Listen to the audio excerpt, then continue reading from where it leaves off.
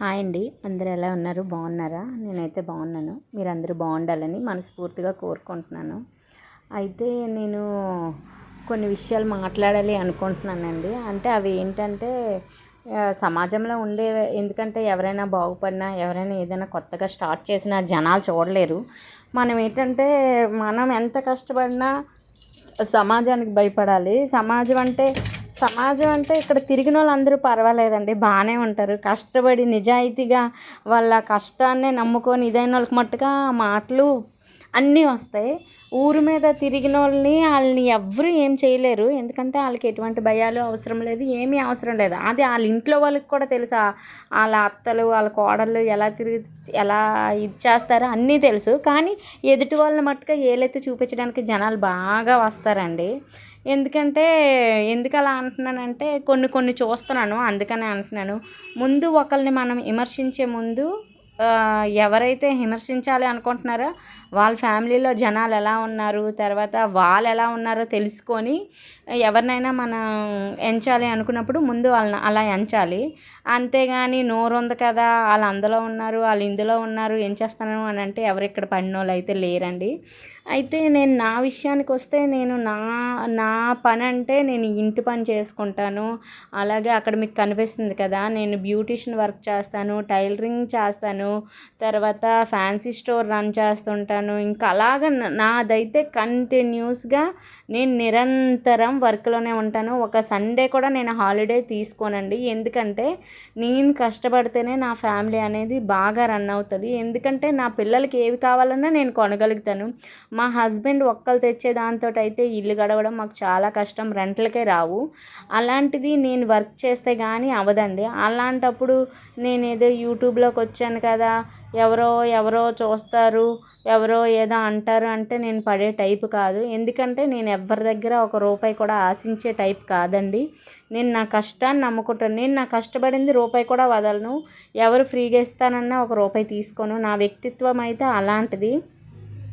అయితే నేను ఎందుకు ఈ విషయం చెప్తున్నాను అని అంటే మనం యూట్యూబ్లోకి వచ్చాం కదా, యూట్యూబ్లోకి వచ్చేటప్పటికి సమాజం ఎలాగంటారు, వాళ్ళు ఎలాగంటారు, వీళ్ళు ఎలాగంటారు అనే మాటలు వస్తున్నాయి.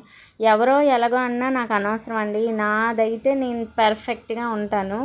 నేను యూట్యూబ్లోకి ఎందుకు వచ్చానంటే అది నా హస్బెండ్కి హెల్ప్ అవుతుంది. నా భర్త కష్టార్జితం ఆయన ఒక్కల కష్టపడింది అది దేనికి సరిపోదు.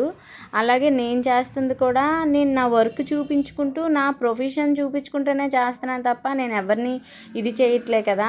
అదే ఒకవేళ ఇన్కేస్ నన్ను ఎవరైనా అంటారు అనే భయం అయితే నాకు లేదు. ఎందుకంటే నా భర్త సపోర్ట్ నాకు ఫుల్గా ఉంది. నేనేంటో మా ఆయనకి తెలుసు, మా ఆయన ఏంటో నాకు తెలుసు. నేను ఎవరికి భయపడే వ్యక్తిని అయితే కాదు. అయితే ఇక్కడ వరకు వదిలేద్దాం. ఇంకా అది క్లారిఫికేషన్ ఇవ్వాలి అనుకున్న వాళ్ళకి క్లారిఫికేషన్లా ఉంటుంది. ఓకే అండి. నేనైతే ఈరోజు ఫేషియల్స్ చేశాను, అలాగే కొంచెం బట్టలకి టైలరింగ్కి కూడా చేశాను. ఇప్పుడు ఏంటంటే ఫేషియల్ చేస్తున్నానండి. ఈ అమ్మాయి పెళ్లి కూతురు, తనకి డైమండ్ ఫేషియల్ అనేది చేస్తున్నాను. ఇలా ఫేషియల్ చేసుకోవడం వల్ల ఉపయోగాలు ఏమైనా ఉన్నాయి అని అంటే బ్లడ్ సర్క్యులేషన్ బాగా జరుగుతుంది కదండి. బ్లడ్ సర్క్యులేషన్ జరగడం వల్ల స్కిన్లో ఉన్న ట్యాన్ అంతా రిమూవ్ అయిపోతుంది. అలాగే బాగా స్ట్రోక్స్ అనేది ఇవ్వడం వల్ల ఏమవుతుందంటే స్కిన్ ఆటోమేటిక్గా డే బై డే ఇంప్రూవ్మెంట్ అయ్యి మంచి గ్లో అనేది వస్తుందండి. ఫేషియల్ వల్ల అయితే చాలా హెల్ప్స్ ఉంటాయి. స్కిన్ టైట్నింగ్ అవుతుంది, చాలా మంచిది. ఎవరవని ఫేషియల్ చేసుకుంటే కరెక్ట్గా ఫేషియల్ అవి చేయాలి, కానీ ఫేషియల్ వల్ల చాలా ఉపయోగాలు ఉంటాయండి.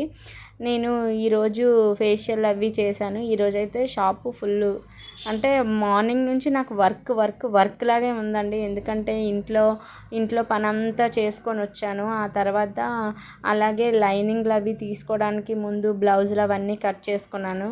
కట్ చేసుకున్న తర్వాత లైనింగ్లు అవి తెచ్చుకోవడానికి కూడా షాప్కి వెళ్ళానండి. ఈ అమ్మాయికి స్టెప్స్ బై స్టెప్స్ 1 by 1 చేస్తున్నాను. అలాగా ఒక 2 స్టెప్స్కే చేశాను. అమ్మాయికి 6 స్టెప్స్ ఉంటాయండి, అవేవి తీయలేదు. అంత ఖాళీ లేదనమాట. అంత తీసుకొని వీడియోలు అంత పెట్టే అంత ఇది ఉండదు కదా, అందుకని. అయితే ఈ ఈ అమ్మాయికి అయిన తర్వాత నేను ఇంకొక అమ్మాయికి కూడా ఫేషియల్ చేశానండి. తనది ఏమీ తీయలేదు. అలాగే ఫ్యాన్సీ షాప్ వర్క్ కూడా చూశాను. ఫ్యాన్సీ షాపు ఉండే సామాన్లు అవి సేల్ చేశానండి నేను. వీళ్ళు వీళ్ళు ఎక్కడి నుంచి వచ్చారంటే కొంచెం దూరం నుంచే వచ్చారు, నాకు తెలిసిన వాళ్ళ కస్టమర్ల ద్వారా వచ్చిన వాళ్ళండి. ఓకేనా అండి. అయితే ఫేషియల్ ఎవరైనా ఇక్కడ దగ్గరలో ఉన్న వాళ్ళు ఉంటే వచ్చి చేయించుకోండి. ఫేషియల్స్ అయితే నేను బాగా చేస్తాను, మీకు ఒక్కసారి చేసుకుంటే తెలిసిపోతుంది నా వర్క్ ఎలా ఉంటుంది ఏంటి అనేది. ఓకేనా అండి.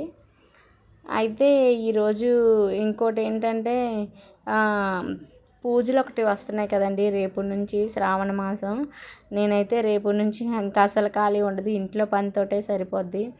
అలాగే పిల్లల్ని అన్నిటిని చూసుకోవాలి కదా. నేను ఇది ఫేషియల్ అవి ఇది ఏంటంటే నైట్ చేసిందండి. ముందు మార్నింగ్ తీసిందేమో వచ్చి బ్లౌజ్ అవి ఉంటాయి, మార్నింగే నేను వెళ్ళి లైనింగ్లు అవన్నీ తెచ్చేసుకున్నాను.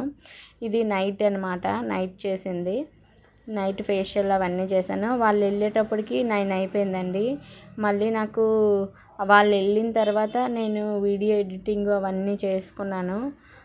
ఇంకా ఇంత బిజీలో ఉంటాను. ఈ రోజుల్లో కష్టపడే వాళ్ళనే మాటలు అంటారండి, ఊరి మీద తిరిగిన వాళ్ళని ఎవ్వరు ఏమనరు. ఎందుకంటే వాళ్ళు ఎవరేమన్నా పట్టించుకోరు. అలాంటి వాళ్ళకి మట్టుగా ఏవి ప్రాబ్లమ్స్ ఉండవు, ఏమీ ఉండవు. కష్టపడే వాళ్ళకి మట్టుగా ఏదైనా కొత్తగా చేస్తే వాళ్ళేమనుకుంటారు వీళ్ళేమనుకుంటారు భయపడుతూ ఇది అవ్వాలి.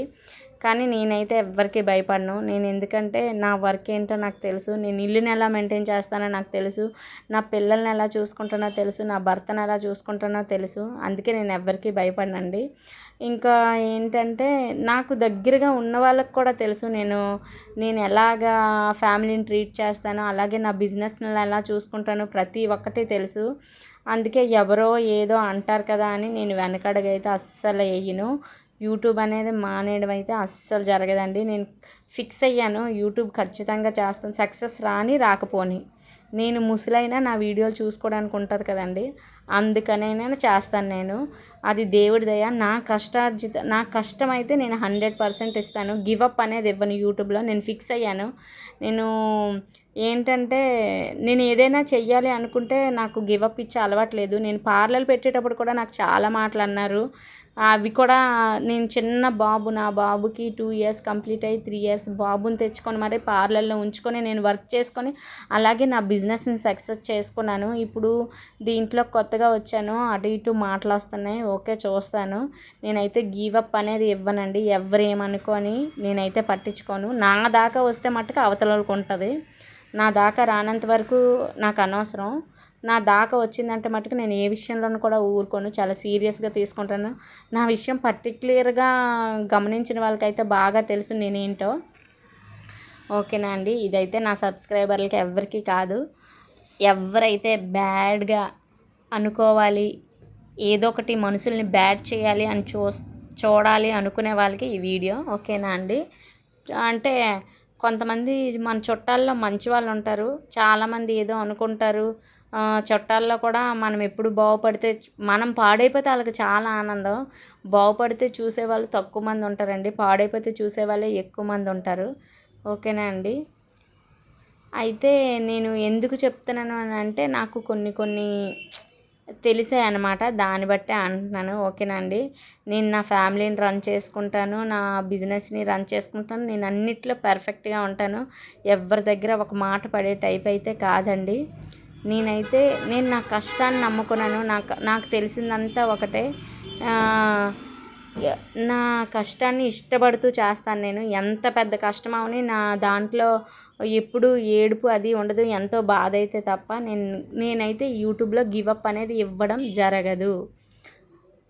సారీ అండి, ఇంతవరకు ఏమైనా అనుకోవద్దు. ఓకేనా అండి. ఇది నాకు ఎందుకో చెప్పాలనిపించింది.